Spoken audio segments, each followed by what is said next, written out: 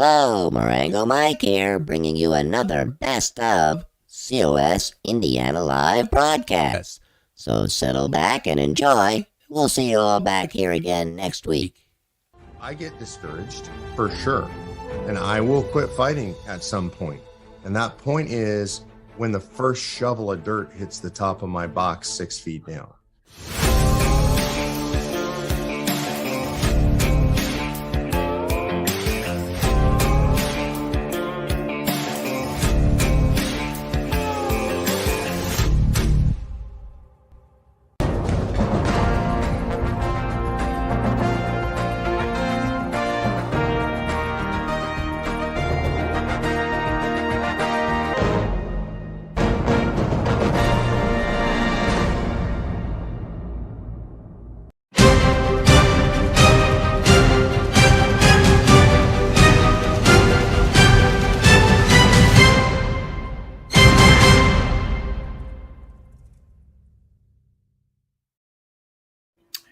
Good evening, everyone. Welcome to Convention of States, COS Indiana Live. My name's Dale Parrish. I'm the virtual program coordinator for the state of Indiana here in Convention of States. So I want to welcome you to our broadcast tonight. We've got a great lineup for you tonight, and we're going to get into that lineup very, very quickly. But first of all, I want to bring on my co-host, Ken Kashuba. Hi, Ken. Hi, Dale. How are you? Good. Good to see you, buddy. You too. So Ken will be doing a couple things during our broadcast tonight. Ken will be monitoring our viewer comments and questions. So if you are viewing this evening through Facebook or through YouTube, feel free to submit a question or a comment. And Ken will be monitoring those and give me a high sign if he thinks we have one that's applicable. So that'll be what Ken will be doing. And he will, of course, also be helping me interview our various guests that we have lined up for tonight. So, Ken, this is broadcast number 220. 220. You've been on board for 85 of these now. My goodness, Ken, I tell you. I'm feeling old already. Now you're just talking about it there, Dale. You're feeling old already? Okay. You just had a birthday fairly recently. I did back in October. I'm a Libra. Yeah, you did. And an anniversary even more recent. Anniversary in November. November 6th was my 47th anniversary. 47. I am old, aren't I? You know, you say no, you're not. No, you're not. I've been married 58 years, so it's all on how you think, how you think about it, right, Dale? I mean, that's what I'm told. Yes, young, yeah. Well, Ken, give us a little brief synopsis on that little QR code up in the right-hand corner of the screen there. Tell everybody. Yeah. This little QR code up there, that is our new scan to subscribe. We want you to be able to pass this on to your friends, and we want to open up and share our program with those that would be interested in the topics and the things that we cover here at COS Indiana Live. It's a quick scan with your camera, and basically you put in your name, your email address, and we will get you on our email list, which we are cultivating now and getting ready to start putting out a monthly I think at this point, a monthly update or maybe a bi-weekly update on future programming and other things that we're doing here at COS Indiana Live. So we want to grow our subscriber list. That's what that QR code is all about. That's right. We've got to give some more thought to that. And I like that. I like what you just said about giving people an update on upcoming broadcasts and what we're going to be including. People want to know about all our guests, the guests we're having tonight. I'm sure once people see the programming tonight, they're going to want to know more. So yeah, I think you're right. So good idea. All right. Good deal. Well, listen, Ken, I want to. Our first guest tonight is going to be Micah Beckwith.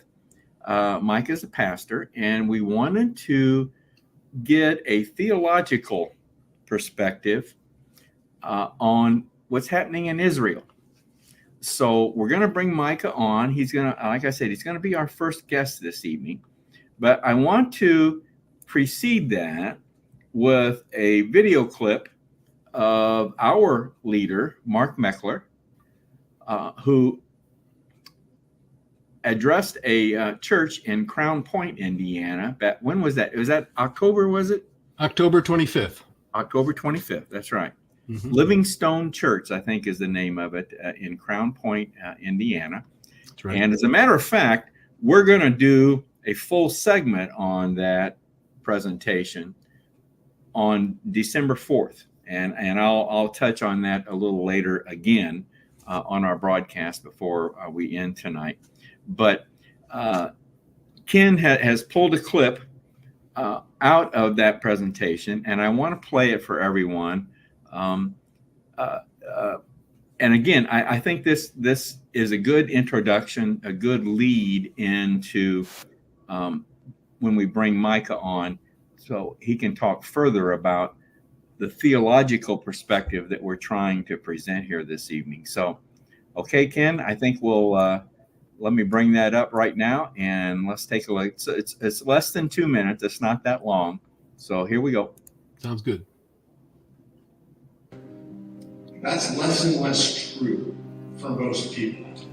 This country is incredibly divided. The world is incredibly divided. I can't be up here and not speak about what's going on in Israel right now. I speak about Israel as a Jew because without Israel, there are no Jews. Jews will be wiped from the face of the earth without Israel. Israel is the reconstitution of God's chosen people in their nation, in the Holy Land, as God deemed it should be. And there are forces all across the earth that are attempting to wipe them out. And I can tell you, for me, that's very personal. What's going on in Israel is horrific. What's going on in America is horrific in regard to Israel right now. 61 years old, as a Jew in America, I've never felt unsafe. I don't feel safe anymore as a Jew in America. And I'm an out, proud, open Jew. I wear the Star of David everywhere I go. There's a cross in the middle representing where my heart belongs. But I wear the Star of David everywhere I go. People know that I'm Jewish. I talk about it. And I don't feel safe in my own country now. This is unbelievable. I never expected that I would see this. We see people marching in the street.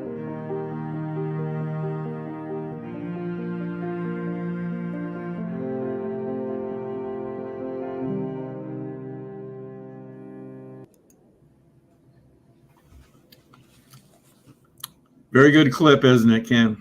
Mark was very had a lot to say, and certainly gave us some good insight to that. So I'm looking forward to hearing what Micah can add to it. I'm sure, and he's not a new guest to us. He's been on before, so I'm looking forward to hearing from Micah on this. He certainly has, and we're gonna turn him loose here right now. So let's let's bring Micah on and let's get going. Hello, Micah. Hey, how are you guys? Good to be with you again. Good to see you, Micah. Thank you for coming on. Micah. Absolutely. I thought that clip was very good of Mark. Have you met Mark Meckler before? Never met him, but I've definitely heard many of the things he's been speaking on, and certainly aligned with him on many issues. So appreciate his leadership in our nation. Right, and he is Jewish. Of course, he's a Christian now, but he is Jewish. So Messianic Jew. Yes. Yes. Yeah. So, well, Micah, we wanted to bring you on. You are a pastor, and what church do you pastor? Yeah, I'm at Life Church in Noblesville, Indiana. We have 4 campuses, but I'm at the Noblesville campus. So it's a multi-campus church, and it's growing. And we're expository in our preaching, which means we just go right through the Word, verse by verse. Right through the Scriptures, right through the Bible, verse by verse, and just tell you what God says about things. And I love that style of preaching. It kind of takes my opinion out of the equation and just kind of gives you what God says, and which is the important piece. Okay. All right. Good. Well, I wanted to bring you on and kind of as the Mark Meckler clip indicated, we wanted to get, if we could, we wanted to get a theological perspective on what's going on in Israel. And when I talked to you about this, you basically had 3 points that you wanted to make, and so I think we're just going to turn you loose here, and let you start. I know you wanted the first point, I think, was the spiritual truth that you wanted to address. So take it away, Micah. Take it away. That'd be great. Thanks, Dale and Ken, for having me on. So there's a spiritual aspect to this that some people will try to look past, or they won't want to see, but there's a very real battle going on between demonic forces in our world. I mean, you can see what Hamas did on October 7th, and you can see demonic forces manifesting themselves, the manifestation of those forces here in the natural realm. It's easy to see evil. And you have to recognize that the devil and his demons and his minions, they will always hate Israel. And the reason is because God chose Israel right from the beginning of the time of Adam and Eve in the garden. God had a plan that Israel would be the chosen people. It would produce the seed of David, the root of David, which is Jesus Christ, the Messiah, and he would come to be the savior of the universe. It was actually called the proto-evangelium. It was the prophetic word that God spoke to the serpent when the serpent deceived Eve. And he said to the serpent, the woman's seed will crush your head and you will bruise his heel, speaking of Jesus' heel. And so even from the beginning, God had this all laid out, and he chose the Jewish people. Many archaeological scholars and historians believe that the Jewish people were a small people. They were short, ancient Israel. And it's just like God to pick the shortest kind of runt of the litter amongst all the nations to do something incredible through. And so you see this incredible journey going all the way back from Abraham. God calls Abraham. He says in Genesis 12:3, he says, I will bless those who bless you. I will curse those who curse you. And through you, I will bless all the nations. And this is where we are still today. That promise has not stopped. That promise hasn't come to fruition. It's not over. God still blesses people who bless Israel. Now, you may say, well, Israel it's not really the state of Israel. That means God's chosen people, which would be those who have accepted Jesus. I don't subscribe to replacement theology. There are some people that think that we as Christians have replaced the Jewish people. That's not what you see in the end times. God has grafted us into the Jewish covenant. He's grafted us into that first covenant as Gentiles, but he hasn't removed the covenant from the Jewish people. He's going to restore them and bring them into salvation. They have to accept Christ as their savior, just like everyone will, but there's a grafting in process. We see that in the end times with the 144,000 Jewish people that accept Jesus in the last days. And so there's a special place that God has in his heart for the Jewish people. And because God has a special place in his heart for those people, the devil will always hate those people more so than he hates everybody else.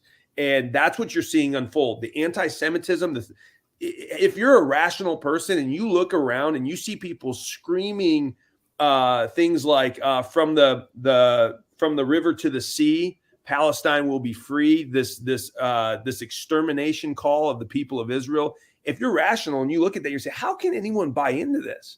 Well, it's because they've been spiritually blinded by the demonic forces that hate Israel with a passion. And so it's really important for good people, for Christians, for people who really believe in what God is doing to stand with the Jewish people. Doesn't mean that Israel's always right. And I make a big distinction. Supporting Israel doesn't mean giving them a blank check to do whatever they want to do. They make mistakes. In the same way, supporting the United States Constitution doesn't mean we give politicians the blank check to do whatever they want to do, right? We have to hold people accountable. But sometimes people will say, oh, you support Israel, and therefore you think they can just do whatever they want. No, I'm going to hold them accountable to good moral standards, just like I would anyone else. But I'm going to stand with them because I know that God is very clear. Those who bless Israel will be blessed. And think about this too, and then we'll move on to the next point. We have never seen America being blessed the way we've been blessed since the 40s to now. there's never been a nation in history that's had that much growth and prosperity in that short of time frame in the history of the world. And I asked the question, why is America so blessed? How is it that we hit this growth spurt in the 50s, the 60s, the 70s, the 80s, 90s, 2000s? How is it that we've grown so big, so powerful? We've created such amazing technological marvels. How is that possible? And I go back to the one point in American history where Harry Truman stood up in front of the entire world in 1948, and he said, I am going to lead America to stand with Israel so that they can be reborn as a nation. And I think that is when the Lord said, I will bless America greatly, because America has just proven that they will put everything on the line to stand with my chosen people. And look how blessed we've been. And no nation has ever been wiped off the face of the earth, scattered for thousands of years, and then been reborn, except for one nation, and that's the nation of Israel. That tells me God is doing something great. And whenever God's doing something great, it's important that we get behind that movement. So that's the spiritual truth. And that's why it's so important for nations to stand with Israel, but also for individuals to stand with the Jewish people, because you too will be blessed because God's doing something great. You know, I saw a recent interview with Prime Minister Netanyahu, and I think he said something very, very truthful, that this war that they're in, this defeat of Hamas, is they're not only defeating Hamas, but they're saving the world, really, because of the demonic, because of the whole culture that Hamas and Iran and all of them bring to the world and want to see in the world. It's not only the elimination of Israel, it'd be the elimination of America and whoever else. Yeah, we're next. I mean, don't think that they're going to stop with Israel. Like, they're coming for us too. So we're very much in their sights. So he's saying what they're doing is not only for their behalf, but it's also for the behalf of America and a lot of other free countries around the world. So I agree with that. All right. Yeah. And then the next point too is I think I had the practical truth behind all of this, and that's kind of to what you were hitting on there, Dale. It's practically speaking, Israel's is the only democracy in the Middle East, and we have a Western nation that practices the principles of representation and democratic principles that we have seen work so well in the West, and if we don't stand with them and support them, then that nation, which is really a wall holding back all of that tyranny from the Islamic Republic of Iran, or from even Jordan and Turkey and Syria and Lebanon, that's just going to create a bigger problem for us as Americans. And so, practically speaking, standing with Israel is really good for American interests. And you said it really well, Dale. I mean, Benjamin Netanyahu he hit the nail on the head. If they don't take Hamas out, eventually Hamas is going to come to the States, and we're going to have to deal with Hamas. So we should be rooting for Israel to eradicate a Hamas from the face of the earth. And I think he also made another very good point, and that is that not only do they have to eliminate Hamas, but they have to then change the culture of Gaza so that another Hamas doesn't evolve. Yeah, and that's going to be even probably a harder battle in a lot of ways. But it will be. And I'll say this, maybe just as we wrap up, to I was in the kibbutz that was ravaged, ravaged. I should say ravaged instead. 10 months ago, it was the kibbutz called Kafr Azar. And I was about 1,000 yards from the wall of Gaza. And I asked them, I said, these people across that wall want to kill you. They want to murder you. They want to do wicked things to you. Like, how can you guys defend yourself if that were to ever happen? And this was such a good reminder for me on why the Second Amendment is important. They said right to us, well, we're not allowed to really carry weapons personally in Israel. We have the IDF and we have the police, and they'll protect us. And I said, I don't think I would put my trust in the IDF or the police. I was astonished to learn that fact. Yes. Yep. They can't. And here's the ironic thing is they all have to go through military training. When they're 18 years old, they all have to go through the military. So they all know how to use guns. Right. But yeah, they can't carry guns as individuals and be well armed to protect themselves. And I said to him, I said, guys, you are sitting ducks. You are going to rue the day when you made that decision. But the people in Israel are very left when it comes to their political ideology. They trust the government far too much for their protection. And we saw on October 7th, the government is not capable of protecting people as well as we would hope. And that's why the right to self-defense should always be a beacon of American exceptionalism, because we lose that and we're going to see things just like what happened on October 7th. They'll happen here too. Yeah. It's strange. We see the same type of voting on in the States here with the Jewish people. It's hard to understand why they vote the way they do. It's a great question, Ken. I've been pondering that same thought. It's just spiritual blindness. That's the only thing I can chalk it up to, because how can you go along with the Harvards of the world? And now I think some of them are waking up because they're realizing it's like, wow, all these institutions that I've given my money to as a Democrat Jew, they actually hate my guts. Maybe I shouldn't give them money like I used to. So they're kind of waking up, and I think that's a good thing. But I thought the exact same thought.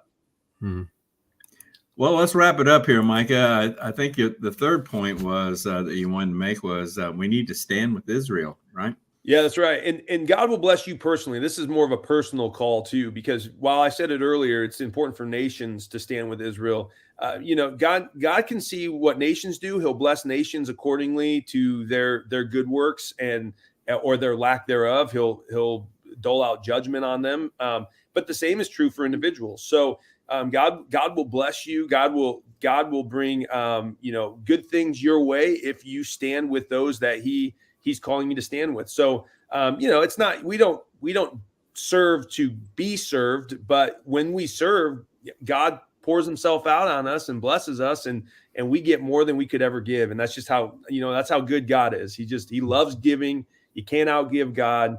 And so when you stand with his people, Israel, and he's going to bless that. So, all right. Amen. All right, Micah, thank you very much. Ken, have we any comments or questions that we need to? No, I think everybody's just soaking it in like a sponge, and there are no questions, but they may pop up later on, or maybe we'll get some emails on it. All right. I do have one comment. I'll go ahead and show it because David is consistent. I will put up. This is from David Todd. He just says, "Shalom from Greenfield, praying for the shalom of Jerusalem and all of Israel." So, amen. Amen. Thanks for tuning in, David. Thank you. All right, Micah, once again, thank you very much and for coming on tonight. And we'll have you back again. Thank you, guys. It was a pleasure to be with you. Thank you very much. Yep. Good evening. Always enjoy having Micah. Such an interesting I mean, we could spend hours just on the history, and I know we don't have time to go into it all, but boy, it's fascinating. It really is. I know Ken and I have been talking about, we haven't done a podcast in quite a while, and we're making some revisions to it, but we're gonna crank it back up here again very, very soon. And I think we will definitely have Micah on as one of our featured guests on a podcast, and we'll spend a whole hour with him, and who knows what he might talk about then. Okay. That's true. All right. Well, listen, we got some time here. We're going to take a little break, and Ken, you got a new Marengo Mike's Corner. I do, yeah. Marengo was busy. He's he's been busy doing lots of different things, but he was able to complete one for Thanksgiving. So, and he's getting ready for Thanksgiving, huh? Yep. Okay. Yep. Let's see what Marengo Mike's got to say. All righty. Hello and welcome to another Marengo Mike's Corner. The month of November contains a time in America that contains the word thanks. We know it as Thanksgiving. There's a scripture verse in 1 Thessalonians 5 that tells us, in everything give thanks, for this is the will of God concerning you. So, the word everything is not just the joys of life, but also the trials, for even those are found to give us strength. So, as we gather with family this Thanksgiving, ask each of those that are at your table to give one thing that they are thankful for. And remember that the trials we face in standing for our country today will strengthen us in the end. Happy Thanksgiving from Marengo Mike. See you next time. Bye-bye now.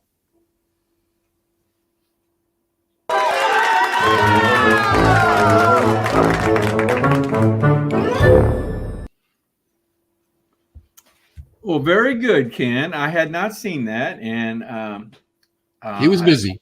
I don't think you'll get us in trouble this time. So, Oh, you never know. so good job, yeah, good job of Marengo Mike. Happy Thanksgiving, everybody.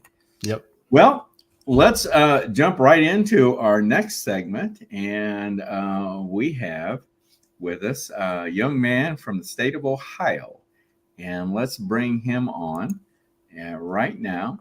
Hello, Bill. Hello, Dale. Hello, Ken. Hi, Bill. It's Everyone- nice to be called a young man. Thank you.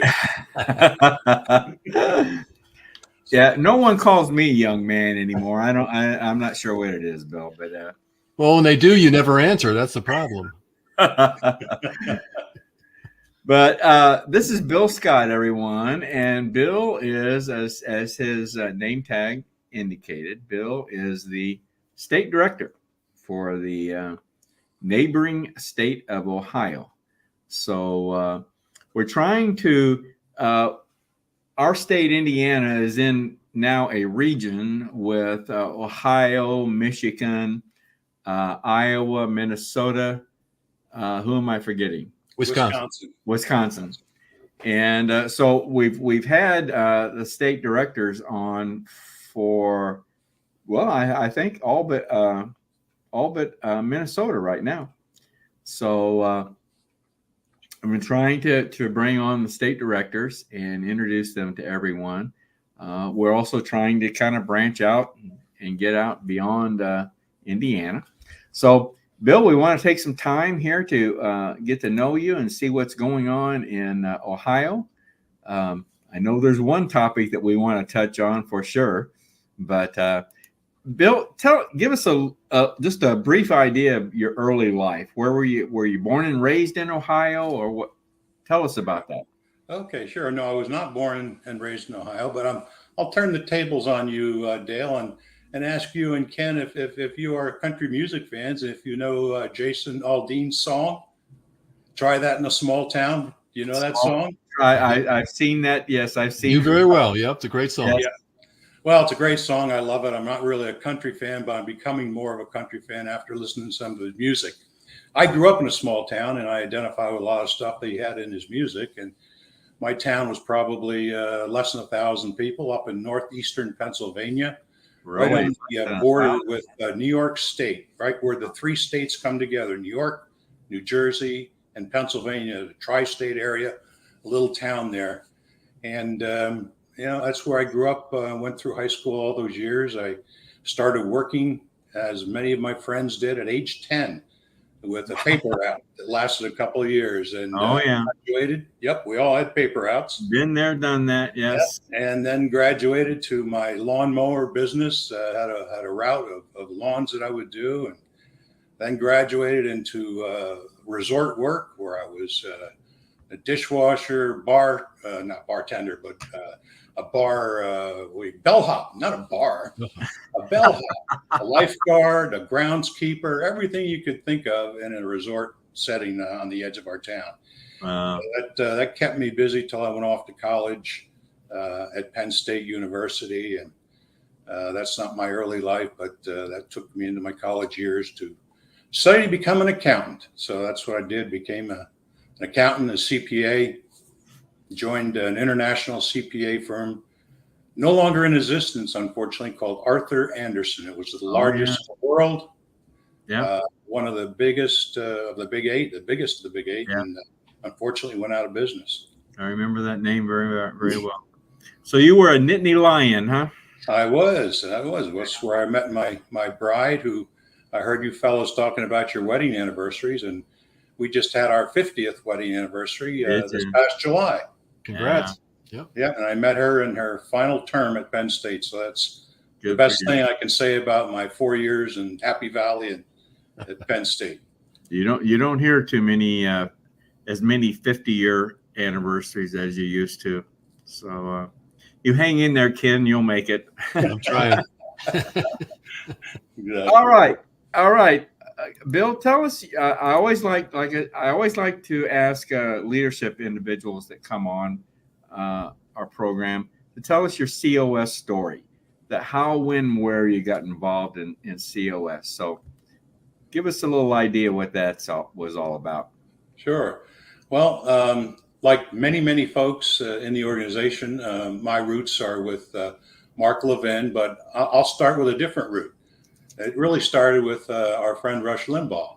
I was an avid Rush Limbaugh listener and fan, and I got introduced to Mark Levin through the Rush Limbaugh show. And I just loved whenever he would come on. He was referred to affectionately by Rush as F. Lee Levin, as an homage to that great attorney, F. Lee Bailey. And I just was mesmerized whenever Levin was talking. He always had a way about him, and I just loved listening to him, and I learned an awful lot about the Constitution. Was Rush ever a pure advocate for convention of states? I mean, was he an endorser? Not that I'm aware of, no. I don't remember that either. Yeah. But, I think if he were still with us today, that he would, especially with his trusted confidant, F. Lee Levin, telling him it's the right thing to do. So I'm sure Rush would be with us today if we needed him. He probably was with us, but maybe couldn't say for various reasons. So anyway, Levin was my inspiration. I, of course, got his book, The Liberty Amendments, and read that, and followed his career and listened whenever he mentioned that. I had been living in Minnesota at the time when I first decided to get involved with Convention of States, but I also knew I was very close to moving to Ohio. So I waited till I moved to Ohio 6 years ago, and probably within 2 weeks of arriving, I said, okay, I'm going to sign the petition and get involved. And that's what I did. And the follow-up process worked like a charm. I was contacted within the same day by a district captain, and we had a nice conversation. And, he says, I think you need to talk to our state director. I said, I didn't, I wasn't calling him. I was just offering to volunteer. So he said, well, you can probably expect a call from him. So within the next 24 hours, I got a call from the state director. And said, who was the state director? It was my predecessor, actually. Mike Mowry is his name. Okay. And Mike was my predecessor for a couple of years, and he had to step down for various business and other reasons, and has stepped away for a few years. And I just hired him back as a regional captain last month. Did you really? Oh, that's great. Yeah. So it's really nice to have somebody like that in your back pocket as a former state director coming back as a regional director, and we're very, very fortunate to do that. Good for you. Anyway, I talked to Mike, and he said, "Well, I think you have some skills and you have some interests. What do you want to do?" And I said, "Well, what do you need?" And he said, "Well, we always need district captains. You can be a district captain. Doesn't even have to be your own district somewhere nearby. We can always use those." He says, "We also really need a legislative liaison to help the current legislative liaison we have." So I said, "Okay, I'll do that." So I became a legislative liaison right out of the box, not having gone through the traditional, volunteer district captain, whatever. Came right in as legislative liaison. So I guess I kind of went past the COS story into what I did, but that's okay, because the next topic was the different roles that you've served in, and you covered quite a few. It's just they needed somebody when I was a legislative liaison. I wasn't the only one, so they needed a regional captain in Southwest Ohio for someone who had left. And so they said, how about becoming our regional captain? So I did. And I did that for about 3 years, and just turned that over 2 years ago when they asked me to become state director. When I mentioned my predecessor had to step down from business reasons. And we're glad he's coming back as a regional captain. I can't tell you how wonderful that is. Yeah, that's good. That's good. Well, you have followed my pattern as well. Mark Levin was my inspiration, and just like you, I started as a district captain, then region captain, then served as state director for 6 years. So that's kind of how state directors evolve through convention of states, and I think it's the best way really for state directors to come about. So, Ken, we got any comments or questions from anyone yet? Not at the moment. Not at the moment. We do not. Okay. Well, Bill, I want to talk about what you have on the future for Ohio, but take a minute, if you would, please, and tell us about what happened on the abortion issue in the state of Ohio. We were all, I think, very saddened to see how that turned out. Very saddened by that. Yep. As you may know, we are not a pass state. We are what's known as a harvest state, meaning that we should be passed. We should be getting there. We hope to pass. But pass states have a lot of latitude to do issue and advocacy and get involved in other things besides the core COS mission. Well, we actually got to do some of that too, even though we're not passed yet. And one of the things we did this year is we got involved with 2 campaigns. The first one was last August, which was the precursor, I will, to what happened in November. And that was, there was a special election in August to try to get the state constitution threshold changed from the current 50% plus 1 is all it takes for voters in Ohio to change the state constitution. And just think about that. U.S. Constitution is 75% to change it. Most other states are 60 or 66 2/3. Very few are 50% plus 1. We're one of those. So our legislators tried to get a special election knowing that this abortion issue was coming up in August. And so we worked that campaign to try and get people out to say, yes, we want to change the Constitution. So it now requires 60%, not 50 plus 1. We worked that very hard. Our grassroots made tons of phone calls, did block walking, did telepatriot, did texting, everything. And unfortunately, we came up short, not we, but the whole state did. I mean, we were joining many other, mostly conservative groups, but libertarian, many groups just thought that this was a good thing to do, irrespective of the abortion issue coming down the pipe. So we lost that issue. It was lost by about, maybe 10, 11 points, and it was unfortunate. So that meant that the abortion question, which is called Issue 1, had gotten enough signatures from the voters to get it on the ballot in November. And the voters could then say, do you want unlimited abortion with no restrictions in Ohio?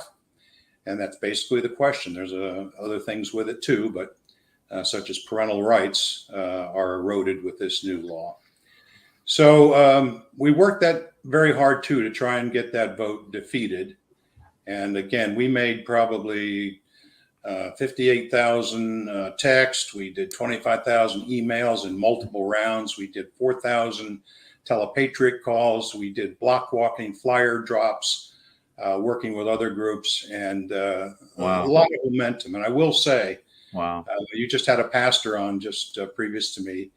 One of the things that I noticed in the difference between August, when we were fighting the constitutional question, to November, which was the actual ballot question, the churches finally woke up. They should have woke up back in August and start talking about it from the pulpit. Really? Yeah. Much more of that happened for the November election. But it wasn't. Bill, do you know? Did you have a big opposition from just local media and the statewide media in that battle? Was there a large amount of advertising that went against you? Yes. Yep, absolutely. And you hit the nail on the head. The supporters who wanted this to pass outspent those of us who were opposing it about 2 to 1 in advertising dollars, and probably multiples of that in other forms of spending that not media. But yes, they definitely had the money advantage. It was mostly out of state. And they've done analysis, and 80-90% of the money came from places like Washington, D.C., California, Hollywood, all the usual Soros type places, I guess. Wow. That's unfortunate, but that's the reality. So we were outgunned in that manner, and then they really got their folks out with this, basically the youth vote and the folks who want no restrictions on abortion. So we were the only abortion ballot question this cycle in November. And the sad part is, come 24 next year, with this template in place now, the folks that want this are going to try this in more than half a dozen different states for next year. Yeah. Yeah. I'd really like to see that Soros money dry up. Yeah. Amen. All right. Well, Bill, that's got to be pretty much a wrap on this segment. So I know you got other things going on in Ohio, and I know you're planning a broadcast or a podcast or a live stream kind of similar to what we're doing now. I know that's in the works in your state. So maybe we'll have you come back on and give us another update at a later time. Very good. We appreciate that.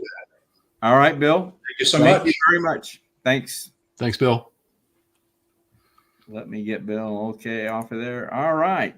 We might have to do a simulcast with that one of these days there, Bill, Dale. Hey, that's an idea. Yeah. Yeah, we just had their state communications coordinator, your counterpart there, Diana Tullis, was a guest on here not too long ago. Yeah. So maybe we'll have both her and Bill on at a later time. That'd be kind of fun. Yeah. Okay, let's move on then to our final segment this evening. And this is going to be a real treat. We always try to, when we get new district captains, we always try to bring them on and introduce them to everyone. So I'm going to bring on a husband and wife team. And let's bring them on right now. Hello, Bob. Now, Bob, you didn't input Heather's name on that name tag, did you, Heather? We're actually on Heather's computer, so that was. That was me. Oh, Heather did. Geez, I was going to say Bob's not getting dinner tonight. Good thing we already ate. Well, there you go. I'll put it up here. There we go. Bob and Heather Butts, and they are a husband and wife team, and we really, really enjoy seeing that. It's really, really very, very good to see that. Now, guys, you are district captain for House District 23, right? Yes. Give us some sense as to where that district is located in the state of Indiana. Okay, it's mostly Cass County. It includes Logansport, Grissom Air Reserve Base, and Peru, the Circuit City. It does not include Kokomo, so the dividing line is just north of Kokomo, and it does not include Wabash to the east. Okay. Now, Bob, I know you're retired Air Force, right? Yes, I am. Did you have a connection with Grissom? Is that kind of where? Actually, yes, I was an Air Force brat. My dad was in the Air Force, and he was stationed at Grissom, and so that's what brought me to Indiana when I moved here after my sophomore year of high school. Okay. So that area was kind of home to you, right? Then is that what you're saying? Well, actually, I I fell in love with Indiana when I got here, and of course I was gone once I graduated from high school. I was gone for 35 years, but I happened to meet Heather, and she was born and raised in Peru. Her family is still here, and we kept coming back to visit. And about 2.5 years ago, we made the decision that we wanted to come back. Ah, okay. So it's Heather's fault that you're in now. Well, you can speak too. She swore she'd never come back, and especially when you consider where we were living before we came here. We were in Hawaii. We lived in Hawaii for a total of 13 years, and I thought we'd never leave there. But about 3 years ago, when COVID was raging, and it was almost, it was very difficult to get on or off the island. Our kids were all graduated from high school and moved away. So we decided it was time to go back to the mainland, where we could have a lot more freedom to see our friends and family and to be able to travel and not have to wear a mask everywhere we went. So we were done with the tyranny in Hawaii. And you don't have to buy a case of suntan lotion every month either, right? Right. Well, we do kind of miss that. Heather, I swore when I left my hometown that I never wanted to come back. And there were many, many times when I wish I had, but that's another story. We're happy to be back. Happy. Yeah. Well, good for you. Good for you. Tell us, guys, tell us your COS story, how, when, where you got involved with Convention of States. Well, I think it was probably late December or January. We were watching Tucker Carlson live, the episode where he interviewed Mark Meckler, and we both were very impressed. I was familiar with, we were supporters of the Tea Party, way back in the day, and to hear Mark talk about how, his experience with the Tea Party and how the politicians that they worked so hard to get elected either sold themselves out or didn't do what they promised they would do, and how he decided that it was better to focus on the process rather than the personalities. And I thought that was great. So we signed up to be volunteer activists, but it turned out that there happened to be a vacancy for district captain. I'm the volunteer activist. You're the district. So I was talked into being the district. Guys, I just a thought that popped in my mind. Were your parents, Heather and Bob, were your parents conservative? I mean, were they did you kind of? Yes, they are conservative in their minds, but politically, for a very long time, they were registered other than that. Is that really? Mom and dad both? Yeah, and now they're not. Mom. Now they're registered. And my dad has always been conservative. I think my mom was a Democrat for a while, but she became a Republican also. But funny story about her mom, she was a lifelong Democrat and really hated Donald Trump until she saw him speak at our daughter's graduation from the Air Force Academy in 2019. Huh. And then that was what basically made her open her eyes, I guess, and see what was really going on. And she's now registered Republican. Yep. Yeah, my mom was a Democrat. My dad was a Republican. I know they canceled each other's vote every election. Anyway, you mentioned the Air Force Academy. I want to get this out. I want everybody to understand this and know this. You've got a son that's a senior at the United States Air Force Academy, right? Yes. And tell us about your daughter and her husband. Okay, they our daughter graduated from the Air Force Academy in 2019. She's kind of a freak of nature, I think, because she was a distinguished graduate. She graduated number 32 in her class. She's got a civil engineering degree with a minor in Japanese. And when she graduated in 2019, she went to pilot training. and she met her now husband at the academy, and they both went to pilot training at separate bases, but they are now both flying the F-16 at Misawa Air Base in Japan. Wow. Amazing. Isn't that amazing, Ken? Yeah. That is, you guys got to be very, very proud. We are indeed. We are. But as a mother, I'd prefer for her to be a civil engineer. On the ground, huh? Stay on the ground. Yes, Yes, I understand. definitely. All right. Okay. Bob and Heather, district captains, we want you to make contact with your state legislators. Who are your state reps and state senators? Our state senator is Stacy Donato in Senate District 18, and she is. We've tried to contact her, but we're gonna try extra hard. Yeah. Now, but I look forward to getting to know her because I've read her biography, and she's an accountant, like not a CPA like Heather, but she's Catholic. We're both Catholic. She lives in Logansport, and I'd like to get to know her. Yeah. And then our representative is Ethan Manning, and he was born in Peru, same town that Heather was born in. Oh, okay. So we have connections, and we have tried to contact both of them, but we have not heard back from them. Yeah, it's not always an easy thing to do, but it's a very important thing to do, and you want to become the COS contact for them in case they ever have any questions about COS or anything. So yeah, it'll happen in time. Yes. Yeah. Well, tell us quickly here. We're gonna gotta wrap things up here. What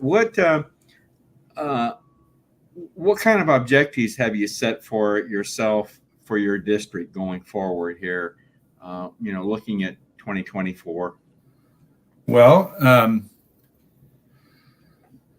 what we've done so far is we had one gathering at our house. We had a COS meeting and gave presentation and had, I think we got probably 12 or 15 petition signers out of it.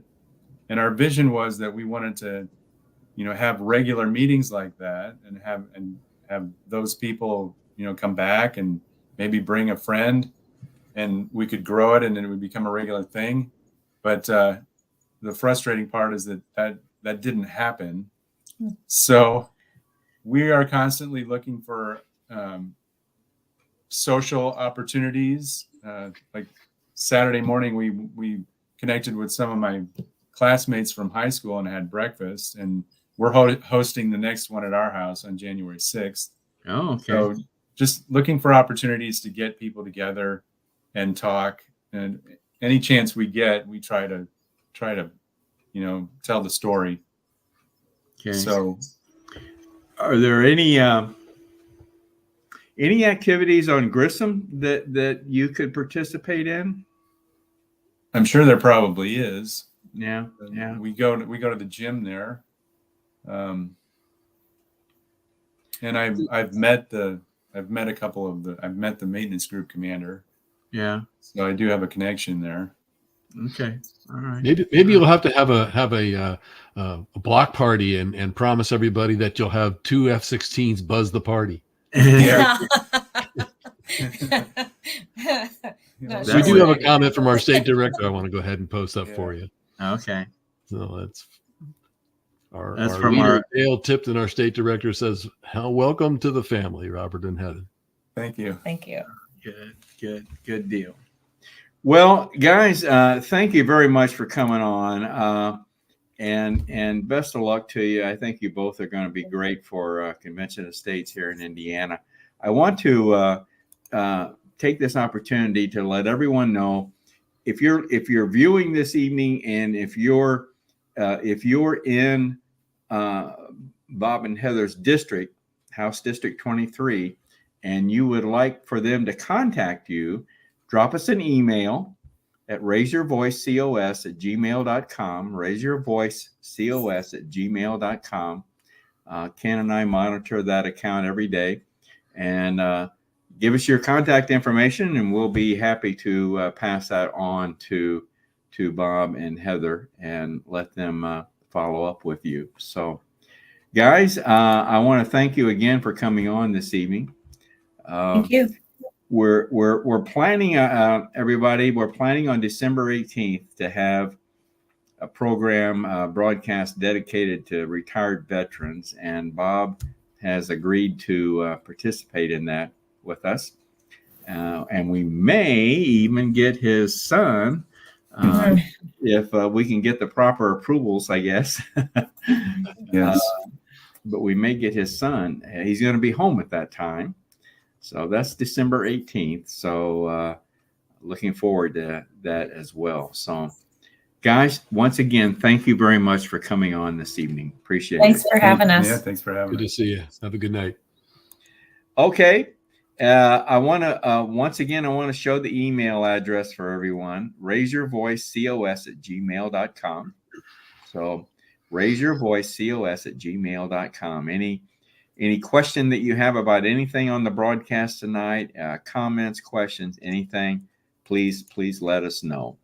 So we're going to sign off now, and we're going to wind up the broadcast with a Mark Meckler video, the full video of I'll Never Quit Fighting.